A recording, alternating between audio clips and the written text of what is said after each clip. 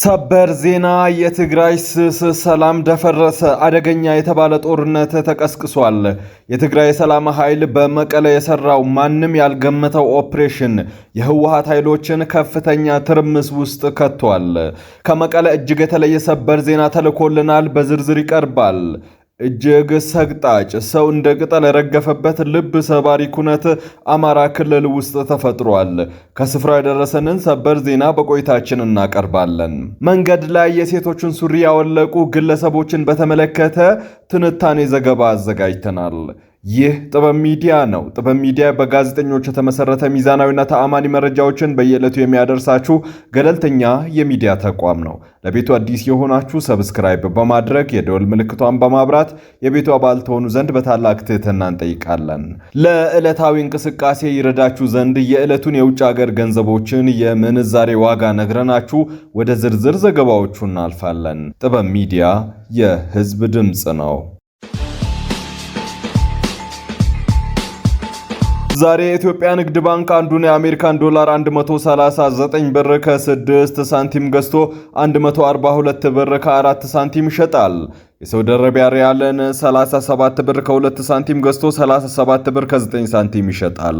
የተባበሩት አረብ ኤምሬት ድርሃምን 38 ብር ገዝቶ 38 ብር ከ7 ሳንቲም ይሸጣል። የቻይና ዩዋንን 19 ብር ከ2 ሳንቲም ገዝቶ 19 ብር ከ5 ሳንቲም ይሸጣል። የኩዌት ዲናርን 448 ብር ከ8 ሳንቲም ገዝቶ 457 ብር ከ8 ሳንቲም ይሸጣል። የስዊዝ ፍራንክን 171 ብር ከ8 ሳንቲም ገዝቶ 175 ብር ከ2 ሳንቲም ይሸጣል። የአውሮፓ ዩሮን 163 ብር ከ4 ሳንቲም ገዝቶ 166 ብር ከ6 ሳንቲም ይሸጣል። ፓውንድ ስተርሊንግን 187 ብር ከ6 ሳንቲም ገዝቶ 187 ብር ከ3 ሳንቲም ይሸጣል።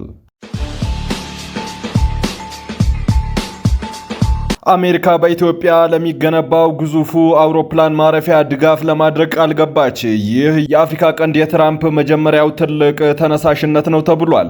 አሜሪካ በኢትዮጵያ በ10 ቢሊዮን ዶላር ለሚገነባው የአፍሪካ ትልቁ ዓለም አቀፍ አውሮፕላን ማረፊያ ፕሮጀክት ድጋፍ ለማድረግ ቃል ገብታለች። ይህ ፕሬዝዳንት ዶናልድ ትራምፕ በአፍሪካ ቀንድ መጀመሪያው ትልቁ የቢዝነስ ተነሳሽነታቸው ተደርጎ ተወስዷል። የአሜሪካ የአፍሪካ ጉዳዮች አማካሪ ማሳድ ብሉስ በተባበሩት መንግስታት ድርጅት ጠቅላላ ጉባኤ ቀደም ብሎ በኢትዮጵያ ጉብኝት ባደረጉበት ወቅት ሀገሪቱ ድጋፍ ለማድረግ ቁርጠኝነቷን አሳውቀው ነበር።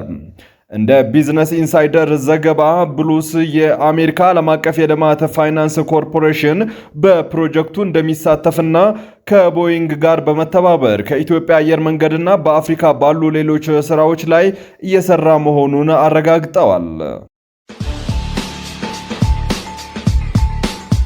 በሲዳማ ክልል ሰሜናዊ ሲዳማ ዞን በወንዶ ገነት ከተማ ሴቶች ቀሚስ እንጂ ሱሪ መልበስ የለባቸውም በሚል በሴቶች ላይ ጾታዊ ትንኮሳ መድረሱን ተከትሎ ጉዳዩ ሰፊ መነጋገሪያ ሆኗል። ይህን የተመለከቱ ተንቀሳቃሽ ምስሎች በማህበራዊ ሚዲያዎች ላይ ተጋርተዋል። በወንዶ ገነት ወረዳ የብልጽግና ፓርቲ አደረጃጀት ዘርፍ ኃላፊ አቶ እሸቱ ዳንኤል 6 ሰዎችን በቁጥጥር ስር ማዋላቸውን ተናግረዋል። ሰብአዊ መብት በመጣስም ክስ ይመሰረትባቸዋል ብለዋል። አቶ እሸቱ እንዳሉት በከተማው ውስጥ ባለው የጫት ገበያ አካባቢ መስከረም 20 ቀን 2018 ወጣቶች የተሳሳተ መረጃን መነሻ በማድረግ የሴቶችን ሱሪ ለማውለቅ በመሞከር ባደረሱት ጾታዊ ትንኮሳ ቀንደኛ ያሏቸውን ተጠርጣሪዎች በቁጥጥር ስር መዋላቸውን ተናግረዋል። መስከረም 20 ቀን ከሰዓት 11 ሰዓት አካባቢ ሱሪ የለበሰች ሴት ካገኛችሁ አውልቁ ተብለናል በሚል ሴቶች ላይ ጾታዊ ትንኮሳ አድርሰዋል። በማህበራዊ ሚዲያዎች ላይ በተዘዋወሩ ተንቀሳቃሽ ምስሎች በታዳጊ ወንዶች የተከበቡ ሴቶች ሲሳደዱና ልብሳቸው በስለት ሲቀደድ የሚያሳዩ ቪዲዮዎች ተለቀዋል። ኬንያ ባሳለፍነው ዓመት ሰኔ ወር ድረስ አጠቃላይ ካስገባችው የኤሌክትሪክ ኃይል ውስጥ ኢትዮጵያ 83 በመቶውን የሚሆነውን በማቅረብ ቀዳሚ የኃይል ምንጭ መሆኗ ተገልጿል። በዚህም በቀጠናው የኃይል ደህንነት የኢትዮጵያ ሚና እያደገ መምጣቱን ገላጭ ነው ተብሏል። የኬንያ ካፒታል ኤፍኤም እንደዘገበው በተጠቀሰው ጊዜ ውስጥ ኢትዮጵያ 1274.42 ጊጋዋት ሰዓት የኤሌክትሪክ ኃይል ለኬንያ ስታቀርብ ዩጋንዳ 225.64 ጊጋዋት ሰዓትና ታንዛኒያ 33.79 ጊጋዋት ሰዓት አቅርበዋል። በዚህም ለኬንያ ኃይል የኢትዮጵያ አስተዋጽኦ ከሌሎች እጅጉን የላቀ መሆኑን ዘገባው አመላክቷል። በአጠቃላይ ኬንያ ከጎረቤቶቿ የምታስገባው ኤሌክትሪክ ኃይል ካለፈው ዓመት ሲነጻጸር 27.8 በመቶ ከፍ ብሏል የተባለ ሲሆን ይህም የሆነው በዋነኛነት በኢትዮጵያና በኬንያ መካከል የተዘረጋው የኃይል አቅርቦት ፕሮግራም አማካኝነት እንደሆነ ተጠቁሟል። በትላንትና ዕለት በአራርቲ ማርያም ቤተክርስቲያን ለህንፃ ፊኒሺንግ የተደረደረ እንጨት ተደርምሶ ሕይወታቸው ያለፉ 25 ሰዎች ሥርዓተ ቀብር በአራርቲ ቅዱስ ገብርኤል ቤተክርስቲያን ተፈጸመ። በቤተክርስቲያኑም ሥርዓተ ፍትወት ሲከናወን የሐዘን ድባቡ የብዙዎችን ልብ ነክቷል።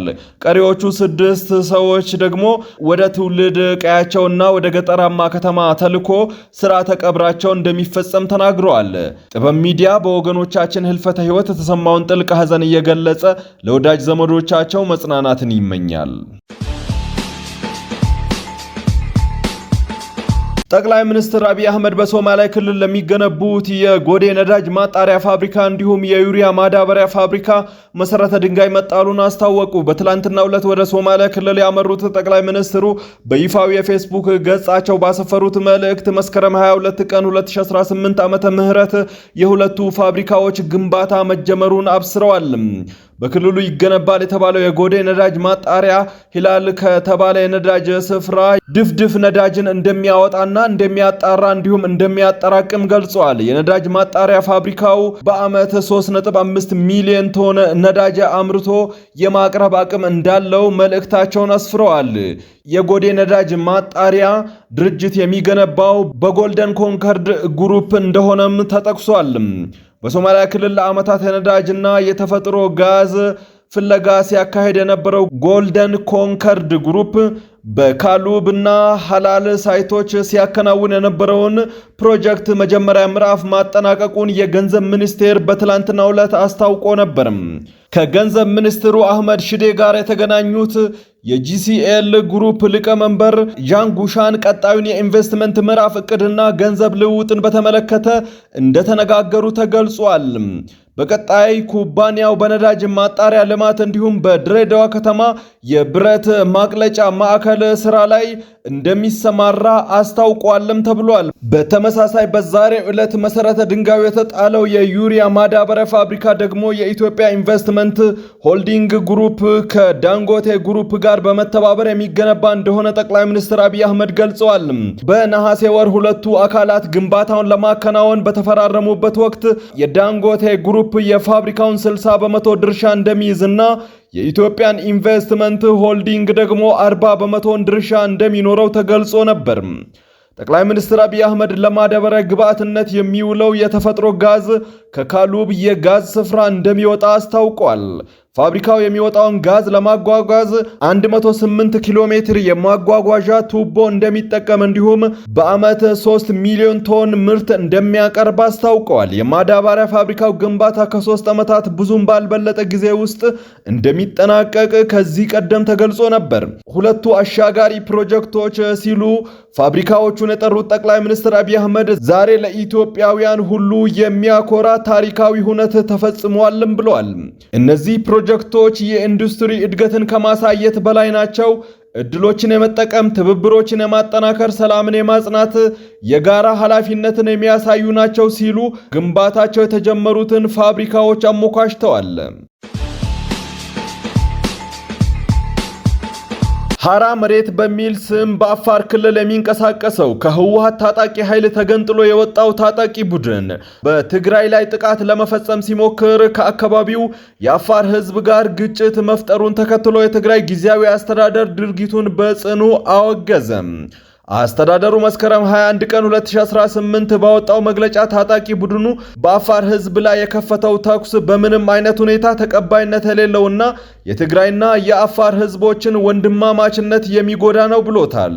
በመግለጫው እንደተዘረዘረው ሐራ መሬት የተሰኘው ታጣቂ ቡድን በአፋር ክልል በኩል አልፎ በትግራይ ላይ ጥቃት ለመፈጸም በባህር ላይ መስመር ወደ ኮናባ ለመሻገር ሞክሯል። በዚህ ወቅትም የአካባቢው የአፋር ህዝብ በዚህ በኩል እንድታልፉ አንፈቅድም በማለት ታጣቂዎቹን ተቃውሟል። ይህንን ተከትሎም ታጣቂ ቡድኑ በአፋር ነዋሪዎች ላይ ተኩስ በመክፈት ግጭትና ሁከት መቀስቀሱን መግለጫው አስታውቋል። የጊዜያዊ አስተዳደሩ የአፋር ህዝብ በተለይም የባህርሌና የኮናባ ነዋሪዎች የሁለቱን ህዝቦች ወንድማማችነት ለማስጠበቅ ላሳዩት ኃላፊነት የተሞላበት ጽኑ የሰላም አቋም ያለውን ከፍተኛ አድናቆትና ክብር ገልጿልም ብለዋል። በውስጣችን በተፈጠረው ችግር ምክንያት የደረሰውን ጉዳትና ሁከት እንገነዘባለን ሲል ለአፋር ህዝብ ያለውን ሐዘኔታ ገልጿልም ብለዋል። ጊዜያዊ አስተዳደሩ ለታጣቂ ቡድኑ የትግራይ ችግር መፈታት ያለበት በትግራይና በትግራይ ልጆች ነው፣ ልዩነቶቻችንን በጠመንጃ አፈሙዝ እንፈታለን በሚል ለሚንቀሳቀሱ ወገኖች መንገዳቸው ስህተት መሆኑን ገልጾ ወደ ሰላማዊ ውይይት አማራጭ እንዲመለሱ ዳግም ጥሪ አቅርበዋል። ለፌዴራልና ለአፋር ክልል መንግስት ባደረገው ጥሪም ችግሩ ከዚህ በላይ ሳይሰፋ ተጨማሪ ጉዳት ሳያስከትል በሰላማዊ መንገድ እንዲፈታ የሚቻለውን ሁሉ ጥረት እንዲያደርጉ አሳስበዋል። በመጨረሻም አስተዳደሩ የሁለቱን ህዝቦች ሰላም ለማጠናከር የትግራይን የውስጥ ችግር በውይይት ለመፍታት የሚደረገውን ጥረት አጠናክሮ እንደሚቀጥል አስታውቋል።